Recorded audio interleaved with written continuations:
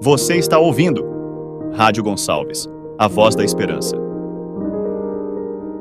Estamos apresentando Segredos de um Casamento Duradouro. Certo rapaz pediu a um médico a mão de sua filha em casamento. O doutor negou. O pretendente foi tomado de muita surpresa, porém encheu-se de coragem e perguntou ao pai da moça: "Por que não posso casar com sua filha? Eu a amo." O médico respondeu: "Creio que você a ama." "Tenho condições de mantê-la", disse o moço. "Suponho que realmente você poderá mantê-la", retrucou o pai da moça. "Então, por que não posso casar-me com ela?" Foi esta a resposta do doutor. "Minha filha tem um temperamento insuportável. Ninguém poderá viver com ela e ser feliz." O rapaz respondeu com um gracejo: "Mas existe a graça de Deus." O médico sorriu com ares de compreensão. "Quando você tiver a idade que eu tenho, meu caro jovem, reconhecerá que a graça de Deus atua em algumas pessoas com as quais você não conseguirá viver. Os problemas que surgem com o casamento não estão com a instituição, estão com os seus integrantes. O problema sempre está com as pessoas. São as pessoas que precisam ser modificadas. Casais infelizes não estão descontentes com o casamento, estão descontentes um com o outro. Portanto, o desafio do casamento não é apenas o de encontrar a pessoa acertada, mas também de ser a pessoa acertada. Muitas são as esposas que pensavam precisar de um novo marido, mas reconheceram que seus esposos precisavam de uma nova esposa. Muitos casamentos se têm desfeito porque um dos cônjuges planejava intimamente modificar o outro após o enlace. Geralmente as coisas não funcionam assim. Se o destino de um ônibus está marcado para ser São Paulo, provavelmente seguirá nesta direção. Você não pode contar com uma modificação no seu trajeto após tomá-lo. Assim é com esposos e esposas.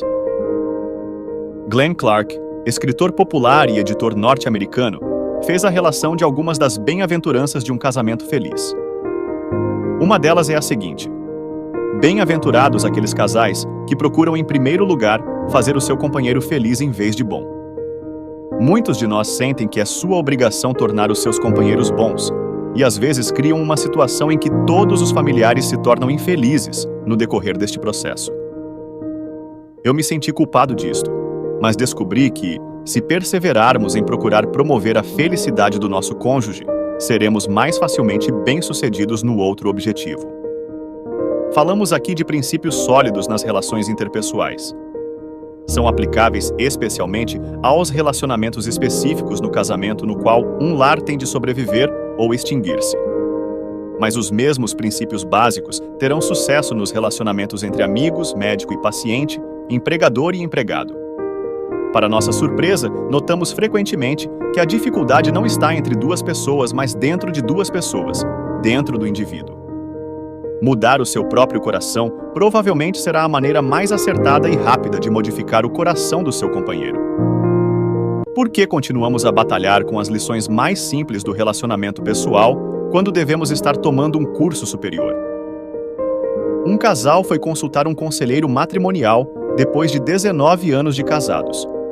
O conselheiro disse-lhes: "Vocês não têm passado por 19 anos de experiência matrimonial.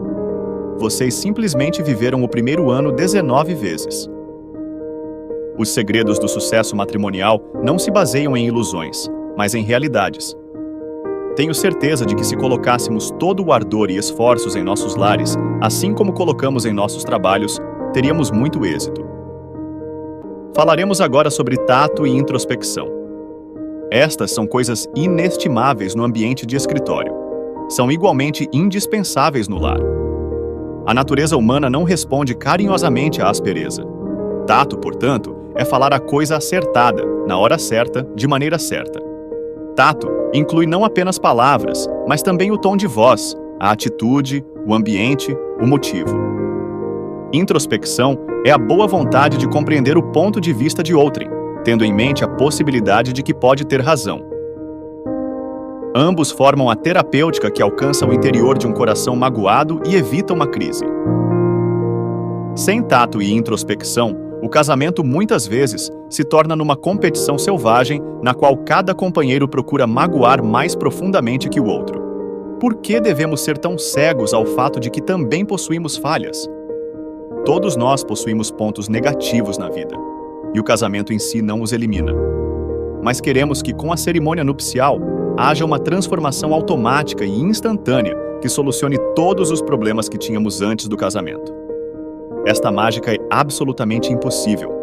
Uma moça de seus 20 anos sabe que leva tempo até se adaptar a uma nova colega de quarto no internato. Um violinista sabe que não se tornará um profissional a partir do momento em que toma pela primeira vez o violino em suas mãos. Mas esperamos que no casamento isto seja diferente. Podemos ser infelizes quando solteiros. Podemos estar descontentes na escola. Podemos estar em meio a conflitos com nossos pais. Mas esperamos que o casamento opere em nós, de forma milagrosa e instantânea, uma mudança completa, tornando-nos pessoas extremamente felizes. Porém, na realidade, isto não acontece assim. Começamos a nos dirigir rumo a um lar no qual a felicidade reina a partir do momento em que começamos a aceitar a vida como ela é e nossos cônjuges como eles são. Uma esposa jovem que estava casada havia 3 anos entrou ligeiramente na sala do seu pastor, jogou seu casaco sobre uma das cadeiras e explodiu. Sinceramente, Bill é a pessoa mais irritante, cabeçuda, independente e obstinada. Uf! Mas sabe da última? Estou aprendendo a viver bem com ele. O que lhe parece? Nunca poderia pensar que seria possível estar tão exasperada com um homem e ao mesmo tempo amá-lo tão carinhosamente. Ditas estas palavras, saiu. É claro que se você é normal, provavelmente já experimentou tensão matrimonial até certo ponto. Existem aqueles que dizem nunca haver discutido. Isto pode ser verdade. Ou pode ser também que simplesmente dão outro nome às suas brigas. Um esposo disse: nunca tivemos qualquer alteração durante nossos 30 anos de casados, porém entramos em sérias discussões que foram escutadas por vizinhos a uma quadra de distância. Todo lar, digo eu, tem alguns problemas. Alguns lares os têm mais do que outros.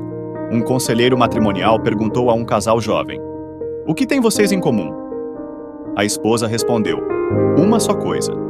Nenhum de nós consegue tolerar o outro. John Milton, eminente poeta infeliz em seu casamento, certa feita escutou alguém dizer de sua esposa como se fosse uma rosa. Ele comentou: não sou expert em flores, mas isto pode ser verdade porque sinto os espinhos diariamente. Conta-se que a esposa de John Wesley costumava sentar-se na capela de City Road e fazia caretas para seu esposo enquanto ele pregava. Você trata sua esposa como uma posse legal? Ou está procurando, através de pequenos atos de bondade, juntamente com palavras de apreciação, proteger seu casamento contra a desintegração?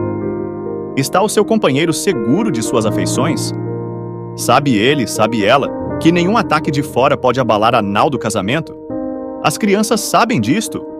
Um perito em assuntos matrimoniais disse: a coisa mais importante que um pai pode fazer pelas suas crianças é amar a mãe delas. Quão depressa são as crianças abaladas por dissensão no lar? Somente quando sabem que nada pode abalar o alicerce da tranquilidade doméstica é que elas podem ser felizes. Você lembra, mesmo em momentos de crise, que sua esposa é uma pessoa, que seus filhos são pessoas? Você tem em mente sua necessidade do senso de segurança e do seu valor pessoal? Tem feito um esforço determinado para compreender estas necessidades? A tragédia ocorre. Lares começam a desmoronar quando não sabemos compreender. O processo tem seu início através de pequenas negligências, pequenos desentendimentos, pequenas atitudes egoístas, até que finalmente surge constante intimidação e depreciação, até que a última faísca de identidade é sufocada e o coração é drenado de seu desejo de continuar aquela vida a dois. Importunação, aquela tática demoníaca numa batalha psicológica, é frequentemente a culpada. Disse o sábio Salomão: o gotejar contínuo no dia de grande chuva e a mulher rixosa são semelhantes. Provérbios 27, versículo 15. Uma autoridade moderna diz: a maioria dos casos de doenças induzidas emocionalmente é resultado de um gotejar contínuo de sentimentos desagradáveis, ansiedades cotidianas, apreensão, desânimo e angústia. Quem pode aguentar por muito tempo o tratamento do gotejar da torneira, especialmente quando procede de uma pessoa a quem ama? Como pode ser construída uma ponte a fim de que o abismo possa ser ultrapassado? Somente pela comunicação. Esta é a solução. A pedra angular na construção de um casamento bem-sucedido está na prática de comunicação. Deve haver boa vontade de ambas as partes, sob quaisquer circunstâncias, para um diálogo franco, sincero e ponderado. Muitos desentendimentos poderiam ser sanados dentro de minutos se ambos os lados fizessem uma avaliação dos problemas, calmamente, com vontade de chegar a uma solução acertada. Não há nada mais destruidor num casamento do que o silêncio. Esta é uma brecha perigosíssima que tende ao desmoronamento do lar. Uma esposa me disse certo dia: "Você sabe como se sente quando o telefone toca e ninguém atende?" Bem, é assim que me sinto. Existe uma vida inteira de comunicação pela frente de cada um de nós. Não seria sábio aprender melhor esta arte? O colapso da comunicação é uma das maiores fontes do problema nos relacionamentos humanos, particularmente nos relacionamentos íntimos e contínuos do casamento. É impossível viver em harmonia sem a devida comunicação. Se não nos comunicamos por palavras, estaremos nos comunicando através do nosso silêncio. E o nosso silêncio pode ser tão facilmente mal interpretado quanto as nossas palavras. Eu a amo. Estas são palavras difíceis de se dizer num momento de tensão e desentendimento. Mas precisamos dizê-las. E talvez tenhamos que acrescentar 3 palavras ainda mais difíceis. Eu estava errado. Por vezes, o coração ferido não pode ser cicatrizado sem estas palavras. Não é de surpreender que o apóstolo Tiago tenha escrito: "Confessai, pois, os vossos pecados uns aos outros, e orai uns pelos outros para serdes curados." Tiago 5, versículo 16. A esta altura você perguntaria: o que tem a ver a confissão com a cura? É simples explicar. A ciência médica já descobriu que o medo, a ira, o ressentimento, a amargura não somente constituem a base para o divórcio, mas realmente envenenam as funções de nosso corpo. A solução do divórcio pode também levar um indivíduo para o hospital. O corpo não foi feito para o ódio. Corpo, mente foram feitos para a felicidade. Um anúncio que vi continha um desenho muito atrativo e dizia assim: "Cubra o chão com ladrilhos e tenha um lar feliz." Tracemos um paralelo. Com muita frequência, ao enfrentarmos problemas em casa, pensamos que podemos remediá-los simplesmente cobrindo-os. Se há discussão ou briga, estamos prontos para cobri-las. Se as crianças estão intoleráveis e desobedientes, corremos para encontrarmos uma atenuante. Não. Fazer uso do ladrilho, ou instalar carpete, congelador, ou comprar um segundo carro, a despeito de quão útil ou agradável, não é o segredo de um casamento duradouro. Em muitos lares, seus componentes procuram substituir coisas por palavras, responsabilidade por romance, tolerância por amor, e desta maneira mantém a esperança de que as coisas hão de mudar. Como vão as coisas em seu lar, amigo? É seu lar uma demonstração convincente de felicidade, parede a parede? Será que seus amigos invejam vocês e gostariam de saber o segredo?